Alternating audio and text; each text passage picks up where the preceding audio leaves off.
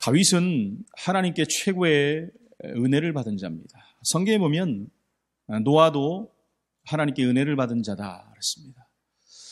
저와 여러분들이 하나님께 은혜를 받아야 돼요. 은혜 받지 않으면 창세기 3장, 6장, 11장 같은 세상에서 승리할 수가 없습니다. 늘 우리를 사단은 공격하고 모든 환경과 여건이 우리를 옥잡아매기 때문에 하나님 주신 힘을 얻고 은혜를 받아야 사는 것입니다. 그렇게 은혜와 축복을 받은 다윗도 오늘 보니까 고난을 호소하는 그런 내용들이 나옵니다. 우리 인생은 한 번 사는 인생입니다. 10대를 지나고 20대를 지나고 30대, 40대, 50대 가지 않습니까? 사실 50대 가면은 기회로서는 마지막일 수 있죠. 50대가. 준비할 수 있는 마지막 기회가 되는 것입니다. 60대 되면 이미 이제 은퇴를 준비해야 되는데. 그렇다면 여러분, 중요한 것이 뭐냐? 내 것을 놓치지 말아야 됩니다. 내 거 하는 그건 말하는 게 아닙니다. 교만한 그걸 말하는 게 아니죠. 내 할 일을 해야 된다는 얘기입니다. 심지어 우리가 교만하다는 소리를 들어도 내 것을 놓치면 안 된다는 것입니다. 디크 힐리스가 말하기를 그리스도 없는 자는 선교의 대상이다. 그리스도 있는 자는 모두가 선교사다라고 말했습니다. 그 중에서도 평신도 중에 가장 선교사다운 인물이 누구였냐? 바로 다윗이었습니다. 우리에게도 역시 여러분 선교사 정신이 필요합니다. 학생은 학생 선교사가 돼야 되고 직장인들은 직장 선교사가 돼야 되고 군에 가 있는 사람들은 군 선교사가 돼야 되는 것입니다. 내가 왜 학교를 갔고 내가 왜 직장에 갔으며 내가 왜 군대를 갔는가? 답이 안 나오면 여러분 군 생활이 힘들어지는 것이고 학교 생활이 힘들고 직장 생활이 힘들 수밖에 없다는 거예요. 하나님이 나를 그곳에 살리라고 보내셨구나. 그 분명한 언약을 붙잡고 가야 된다는 것입니다. 다윗에게 우리는 몇 가지 다윗에게 주셨던 그 놀라운 비밀을 확인하고 교훈을 삼아야 됩니다. 어떤 것을 우리가 봐야 됩니까? 다윗이 받은 축복들이 무엇인가를 확인해야 되고 그가 가진 믿음이 어떤 믿음이었는가를 또 확인해야 됩니다. 그의 눈은 어떤 눈이었는가? 간단히 말하면 미래를 보는 사람이었죠. 그리고 오늘 본문의 고통을 호소하는 장면이 나옵니다. 우리가 잠깐 12절까지 읽어봤습니다만은 정말 고난당하는 그 모습들을 표현한 것을 다시 한번 우리 확인하지 않습니까? 1절에 보니까 하나님이여 나를 구원하소서 물들이 내 영혼에까지 흘러 들어왔나이다. 여러분 물들이 들어오면 큰일 나는 거 아닙니까? 일본에 쓰나미 왔을 때 얼마나 많은 사람들이 사망했습니까? 근데 그 물이 여러분 영혼까지 흘러 들어왔다. 물로 표현하지만 자기를 해하려고 하는 사람들이 자기 영혼까지 다 지금 잠식하고 있다는 얘기입니다. 나는 설 곳이 없는 깊은 수렁에 빠지며 깊은 물에 들어가니 큰 물이 내게 넘치나이다. 수렁에까지 빠지고 깊은 물에 들어가 있는데 큰 물이 또 넘쳐버리는 거예요. 무슨 말입니까? 방법이 없다는 거죠. 이렇게 되면 살 희망이 없을 정도로 고난이 와버렸다는 것입니다. 3절에 보니까 까닭 없이 나를 미워하는 자가 나의 머리털보다 많고 부당하게 나의 원수가 되어 나를 끊으려 하는 자가 강하였으니 내가 빼앗지 아니한 것도 물어주게 되었나이다. 다윗이 지은 죄가 없어요. 그 사람들에게. 그죠? 까닭 없이 근데 자기를 공격합니다. 자기 주변의 사람들이 장인이 공격하죠. 아들이 공격하죠. 나중에 신하들이 모든 자기를 아는 지인들이 자기를 죽이려고 했다는 것입니다.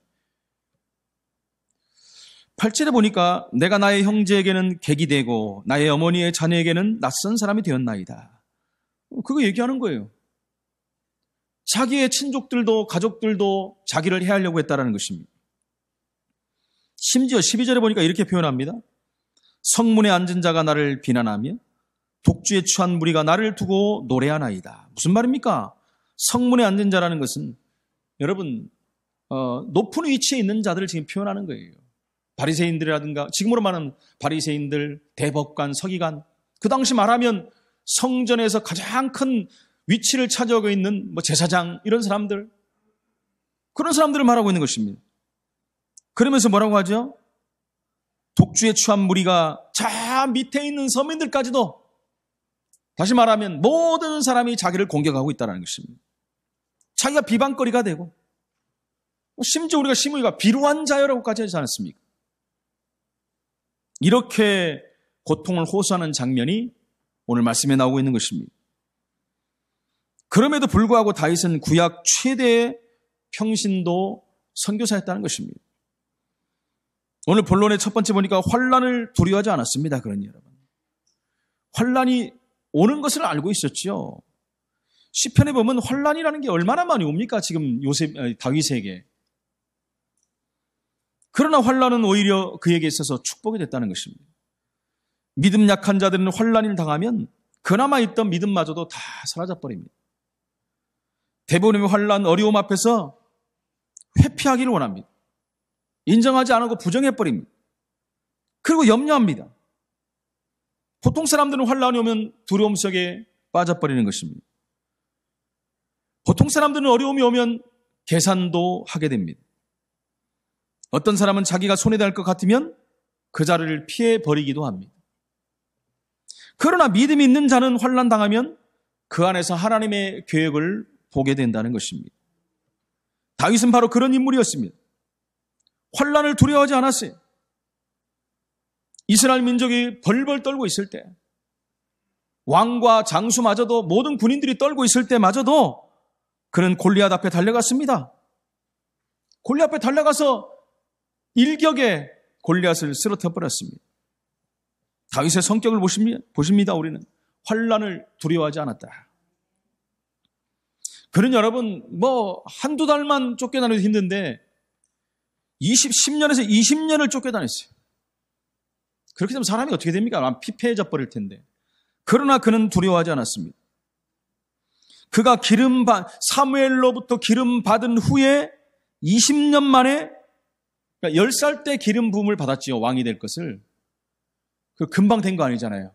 근데 여러분 20년 동안 여러분 그냥 있은 게 아니라 흔들리지 않았다는 것은 하나님의 은혜 아닙니까? 여러분? 그리고 30세에 왕이 되었어요. 왕이 된 기간은 40년입니다. 그러니까 70살까지 왕을 했다는 거죠. 근데 왕이 되어서 편했습니까? 왕이 됐을 때도 얼마나 많은 어려움들이 왔어요. 하나님 자녀가 분명하다면 환난이 와도 두려워하지 마시기 바랍니다. 믿음의 사람들은 환난이 오면은 오히려 믿음이 생겨버립니다. 하나님이 이 일을 통해서 하실 일을 우리가 놓고 기도하기 때문에, 기대하기 때문에 인생을 우리가 함부로 살아서도 안 되지만 환난이 오면 기도해야 됩니다, 여러분. 믿음의 사람은 어려움 당하면 기도 속으로 들어가는 것입니다. 전에 기도 조금 했는데 환난이 오면 더 많은 기도 속으로 들어갑니다. 환난 속에서 하나님의 계획을 발견하려고 하기 때문에 그렇다는 것입니다. 다윗은 여러분 특히 환난을 두려워하지 않았어요. 저와 여러분들이 살아가는 동안에 여러분 함부로 살아서 안 됩니다. 그렇지만 어려움이 왔을 때 두려워할 필요가 없다는 거예요. 많은 환난이 다가올 때 두려워하지 말고 하나님의 언약을 붙잡고 기도 속으로 들어가시기를 예수 이름으로 축원을 드립니다. 오늘 본문의 6절, 14절, 17절에 보니까 다 읽지 않았습니다만 다윗이 이렇게 귀중하게 쓰임받게 된 것은 한마디로 환난을 두려워하지 않았기 때문입니다. 환난과 고통 자체에 낙심하지 말고 기도해야 됩니다. 우리 인간에게는 환난과 고통이 오면 낙심하고 염려하고 근심하게끔 만들어졌어요. 하나님이 그렇게 안 만들어졌는데 창세기 3장 이후로 그렇게 돼버린 것입니다. 여러분 아담이 범죄하고 나서 그 다음부터 어떻게 했죠? 두려워서 숨었다 그랬어요.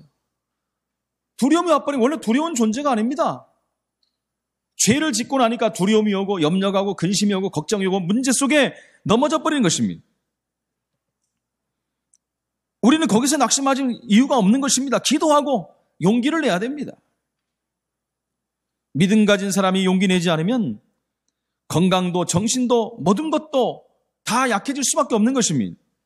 그런데다 거기에 사탄이 공격하잖아요. 우는 사자와 같이 삼킬 자를 찾아 두루 다니기 때문에 그렇다는 것입니다. 어떤 경우와도 하나님 자녀라면 낙심하지 마시기 바랍니다. 우리가 인생 살아가다 보면 수많은 문제들이 온다니까요. 낙심할 일, 염려할 일, 걱정할 일, 환난, 풍파, 핍박, 시험거리 얼마나 많이 오는지 모릅니다.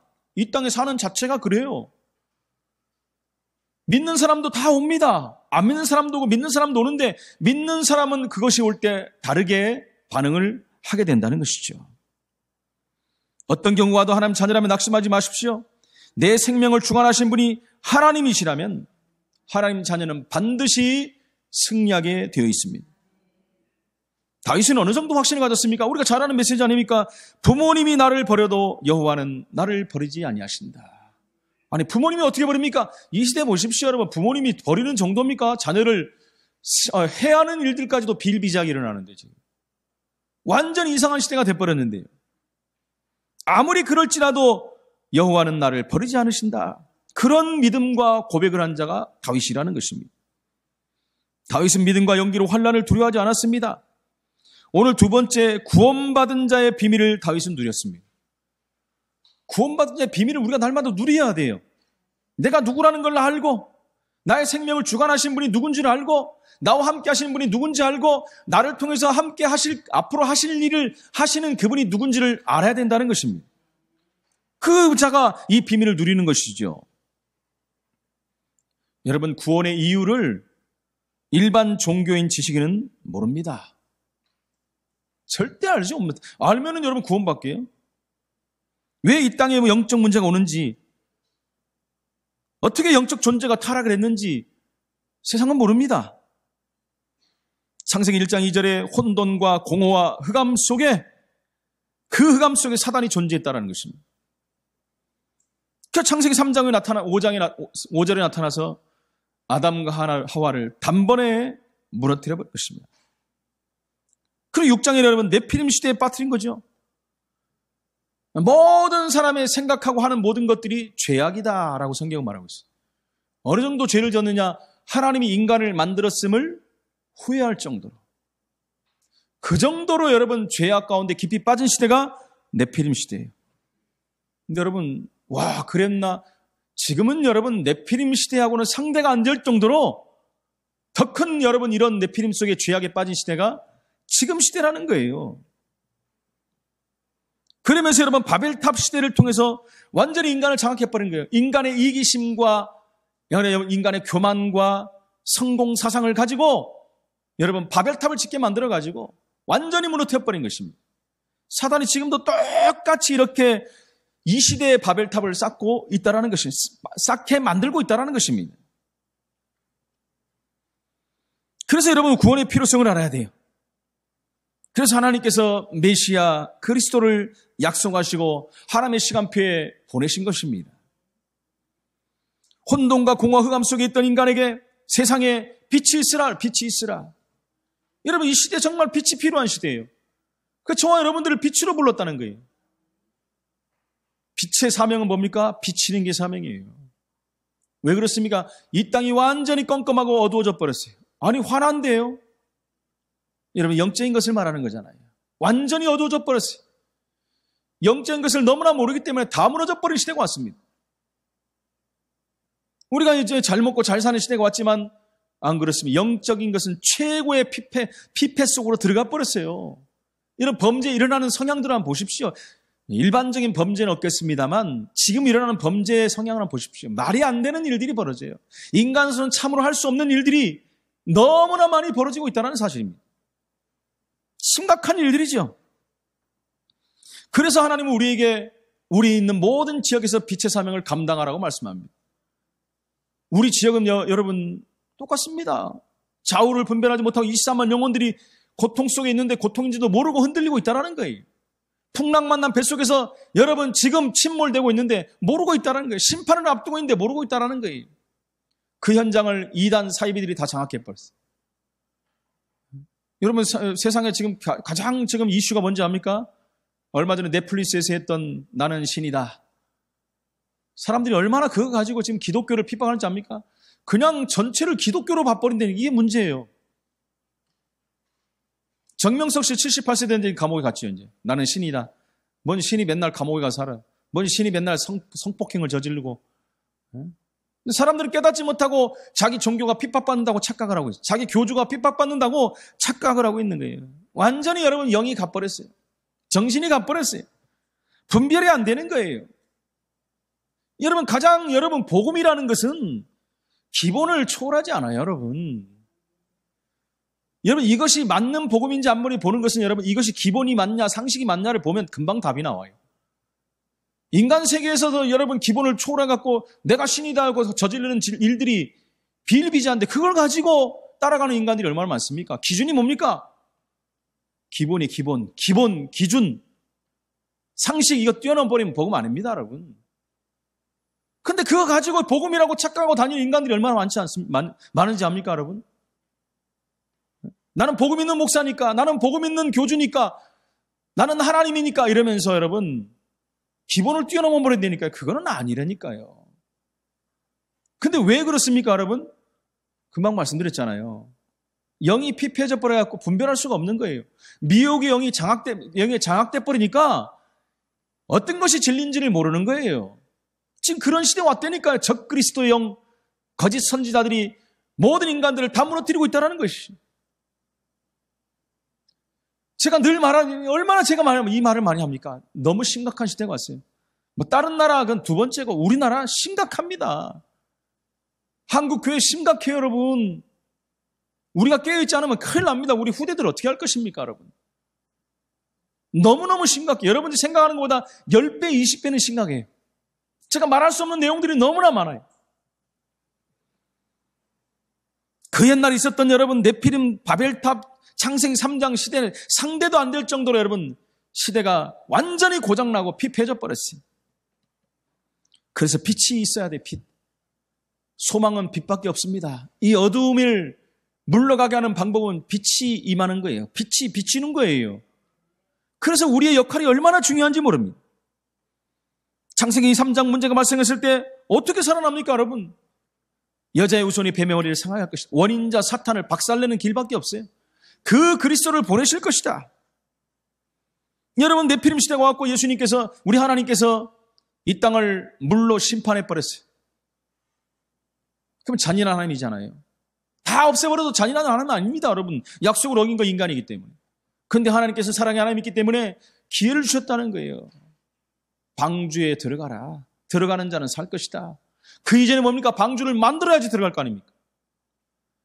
예수를 믿어야 되는데 어떻게 예수를 믿습니까? 예수를 전하는 자가 있어야 믿죠. 그래서 우리 지역에서 우리가 말씀 운동하는 방주 운동을 하는 것이, 그래야 들을 거 아닙니까? 방주를 만들어야 들어갈 거 아닙니까? 그거 말하는 거예요. 그래서 방주에 들어오는 모든 자는 살아난 거예요. 바벨탑을 쌓아서 완전히 무너져 버렸어요, 인생이. 바벨탑 때문에 고통하는 인생이 돼버린 것입니다. 다 쫓겨가 버리고 흩어져 버렸어요. 거기에서 말씀이 나왔습니다. 뭡니까? 가나안 땅 들어가라. 고향 친척 아버지 집을 떠나서 어디로요? 가나안 땅 들어가라. 메시아 오실 땅으로 들어가라. 우상의 도시에서 빠져나와라. 답을 주신 것입니다. 그 안에 있으면 죽기 때문에 그렇죠. 구원 이후에 어떤 일이 벌어졌습니까? 구원 이후에도 유리 방황하는 인생이 돼버렸어요. 하나님이라는 백성이라는 것으로 자부심을 가졌던 이스라엘 백성들이 유리하고 방황하는 인생이 돼버린 거예요. 예수님이 와서 말씀하잖아요. 이 인생들을 보니까 유리하고 방황하고 사단에게 유린당하고 뭐가 뭔지 모르고 방황하고 혼란 속에 다닌다고 예수님이 한탄하셨어요. 이 사실을 여러분, 다윗은 미리 알고 있었다는 거예요. 그 시대나 지금이나 구약이나 신약이나 일어난 일들을 알고 있었다는 거예요. 구약에 보면 메시아에 대한 예언을 다윗이 굉장히 많이 했습니다. 다윗은 그렇다면 구원의 비밀을 알고 있는 자예요. 구원의 비밀을 알지 못했다면 다윗이 어떻게 그런 환난, 여건, 문제 상황을 여러분 넘어갈 수 있겠습니까? 어떤 경우에도 다윗은 실패하지 않았어요. 여러분, 실패해도 괜찮습니다. 이걸 안다면은, 이 언약을 붙잡고 기도하면 큰 승리를, 더 큰 승리를 이루게 될 것이기 때문입니다. 오늘 세 번째로, 세 가지 눈이 다윗은 실제로 열린 것입니다. 사건 속에서 응답보는 눈이 열렸다는 것입니다. 일반 사람들이 없는 눈을 가지고 있었다는 거예요. 그래서 어려움이 오면 낙심하지 말고 그 속에서 하나님 주시는 응답을 찾아내야 된다는 것이죠. 요셉은 노예로 팔려갔죠. 이것보다 여러분 비참한 게 어디 있겠습니까? 여기 같은 저주받은 인생이 어디 있겠습니까? 뭐 우리가 늘 말하지만 노예 같은 비참한 인생이 어디 있습니까, 여러분? 형제에게 팔려가고, 그것도 노예로 팔려가고, 열심히 살았는데 여러분 종신형을 또 받아버렸잖아요. 억울하게 종신형 받았어요. 여러분이라면 어떻게 하겠습니까? 우리는 늘 요셉을 보니까, 성경을 보니까 이거 뭐 그러네, 그렇지, 뭐 맨날 들으니까 그렇구나, 뭐 이 정도 넘어가지만 정말 이 일이 내게 닥쳤다면 우리는 어떻게 할 것입니까? 완전히 망한 인생 아닙니까, 여러분? 감옥 속에 갔는데. 근데 그것이 응답이에요. 거기서 중요한 정치를 배운 거예요. 노예로 가서는 중요한 경제를 배운 겁니다. 요셉이 나중에 총리가 되었는데 어느 정도 성공했으면 완전 승리해버렸어요. 일반 작은 나라의 총리가 아닙니다, 여러분. 세계 최고의 나라인 애굽의 총리가 됐다는 거예요. 그냥 총리가 아니라 왕 같은 총리가 된 거예요. 왕의 모든 권한을 가지고 할 수 있는 총리가 됐다는 거예요. 완전 성공자가 된 것이죠. 다윗은 어떻습니까? 다윗이 피해 다니고 있는 시간에 여러분 제일 충신들이 많이 생긴 거예요, 사실은요. 어려움이 오면 여러분 사람을 보게 되는 거예요. 어려움이 올 때 충신이 일어난다 그러잖아요. 그죠? 회사에 어려움이 올 때 진짜 회사를 돕는 자들이 일어납니다. 국가, 나라, 모든 것. 교회도 마찬가지입니다, 여러분. 교회 위기가 왔을 때 진짜 교인이 일어나는 거예요. 교회 위기가 왔는데 여러분, 자, 나 몰라라 하고 다 주저앉아 버리면 어떻게 됩니까? 위기가 오면 전체가 하나 되어 원더스 돼갖고 기도하고 일어나야지. 그게 본 모습이죠. 막 교회 안에서 떠들다가도 문제 오면 어디로 사라져버려 보이지도 않아. 그건 성도의 본 모습이 아니라는 것입니다. 그러니까 다윗이 최고 어렸을 때 사실은요, 가장 충신들이 많이 일어난 것입니다. 그걸 보는 눈이 다윗에게 있었다는 것입니다. 오늘 여러분들이 꼭 기억하시기 바랍니다. 어떤 환난도 두려워할 필요가 없습니다. 그 이유가 뭡니까? 구원받은 하나님 자녀이기 때문에. 구원받은 하나님 자녀는 하나님이 지키시고 하나님이 보호하신다는 것입니다. 사건을 문제로만 보지 말고 응답으로 봐야 됩니다. 너무 중요한 거예요. 사건이 그냥 일어났겠습니까, 여러분? 하나님이 하실 일이 있어서 사건을 일으킨 거죠. 문제 속에서 응답을 보는 눈이 그래서 있어야 되는 거예요. 문제는 해답이 동반되는 거잖아요. 문제 속에서 응답을 볼 수 있는 눈이 있어야 된다는 것입니다. 반드시 문제는 해답이 있습니다. 우리가 해답을 찾지 못해서 그럴 뿐이죠. 반드시 자물쇠에는 열쇠가 있습니다. 자물쇠만 만들고 자물쇠만 파는 게 어디 있습니까? 열쇠가 분명히 있어요. 비밀번호 만들어서 비밀번호 답이 있잖아요. 그러니 문제가 답인데 그것을 모르고 자꾸 사람들은 흔들린다는 것입니다. 두 번째로 여러분, 역사가 오면 그 속에서 해답을 찾는 것입니다. 그 눈이 열려야 돼요. 홍해 최고의 문제잖아요. 얼마나 큰 문제입니까?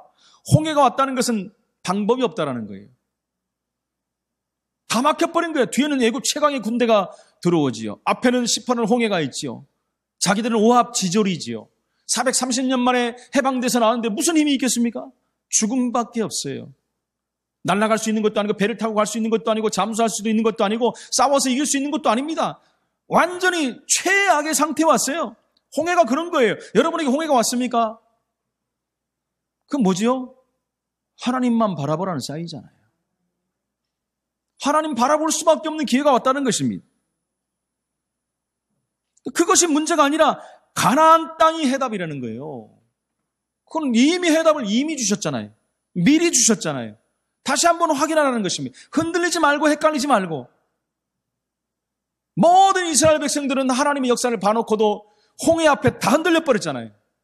원망하고 불평하고 헷갈렸잖아요. 그러나 언약을 굳건히 붙잡은 모세는 흔들리지 않았어요. 왜요? 답을 알았잖아요.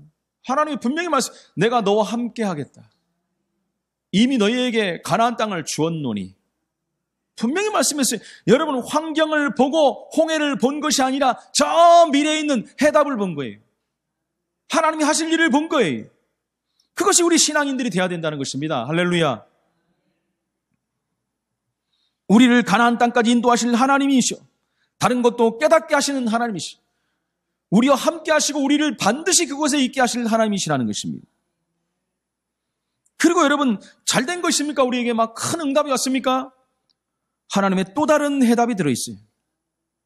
하나님이 우리에게 왜 전도운동을 하게 하십니까? 도대체 지역과 민족과 대한민국을 위해서 하나님은 무엇을 하기를 원하십니까?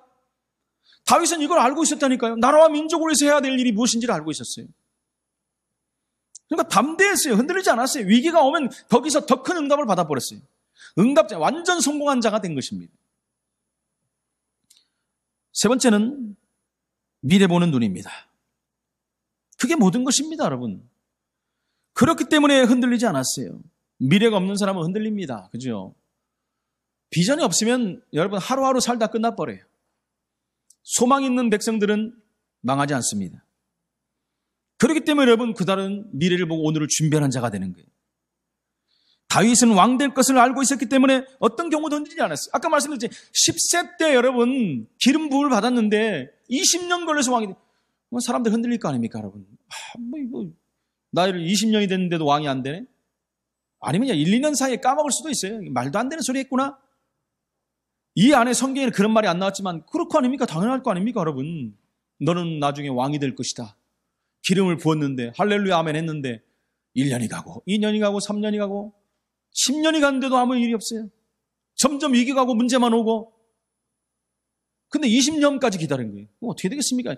이 기다린 자체가 보통 사람이 아니라니까요. 분명한 미래에 대한 언약을 완전히 잡아버렸어요. 그냥 언약의 삶이 돼버렸어요. 자기가 왕이 될 것을 알고 거기에 맞는 삶을 준비해버린 거예요. 요셉도 마찬가지잖아요. 똑같은 거잖아요. 성경에 나오는 모든 하나님이 쓰신 인물들이 전부 이랬어요. 100%. 한 명도 빠짐없이. 우리 렘넌트를 이렇게 키워야 되고 우리 자신이 이런 삶이 돼야 된다는 것입니다.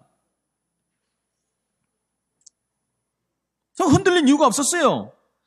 심지어 사울이 죽이려고 하면 그냥 피해서 다니면서 낙심하지 않았어요.